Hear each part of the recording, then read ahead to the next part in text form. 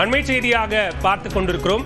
திமுக கூட்டணியில் இடதுசாரிகள் வென்ற தொகுதிகளை மீண்டும் திமுக ஒதுக்குகிறதா என தகவல் வெளியாக இருக்கிறது. 2021 மார்க்சிஸ்ட் கம்யூனிஸ்ட் மற்றும் இந்திய கம்யூனிஸ்ட் கட்சிகள் வென்ற தொகுதிகளையே மீண்டும் இந்த முறை அக்கட்சிகளுக்கு ஒதுக்க திமுக சம்மதம் தெரிவித்திருப்பதாக தகவல் வெளியாக இருக்கிறது.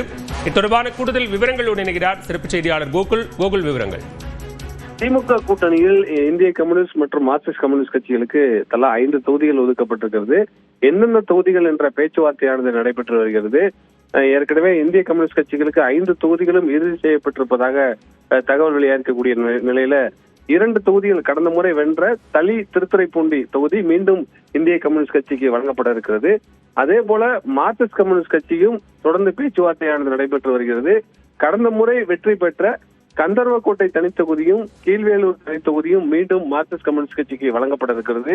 கடந்த தேர்தலில் வெற்றி பெற்ற கம்யூனிஸ்ட் கட்சிகள் வெற்றி பெற்ற 4 தொகுதிகளையும் மீண்டும் ஒதுக்குவதற்கு திமுக சம்மதம் தெரிவித்திருப்பதாக தற்போதைய தகவலா இருக்கிறது. இன்னும் சற்று நேரத்துல இந்திய கம்யூனிஸ்ட் கட்சிக்கு 5 தொகுதிகள் எந்தெந்த தொகுதிகள் என்ற பேச்சுவார்த்தை ஒப்பந்தமானது முதலமைச்சரோடு அண்ணா அறிவாலயத்தில் கையெழுத்தாக இருக்கிறது. மார்க்சிஸ்ட் கம்யூனிஸ்ட் கட்சியை பொறுத்தளவு விளவங்கோடு தொகுதியை கேட்பதால் அது ஏற்கனவே காங்கிரஸ் கட்சி வெற்றி பெற்ற தொகுதி, அதுல ஒரு இழுபறி இருக்கிறது. அதே போல கொங்கு மண்டலத்திலையும் ஒரு தொகுதியை மார்க்சிஸ்ட் கம்யூனிஸ்ட் கட்சி கேட்கறாங்க, சென்னையில ஒரு தொகுதி கேட்கறாங்க.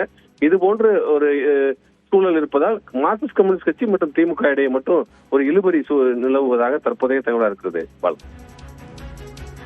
விவரங்களுக்கு நன்றி கோகுல்.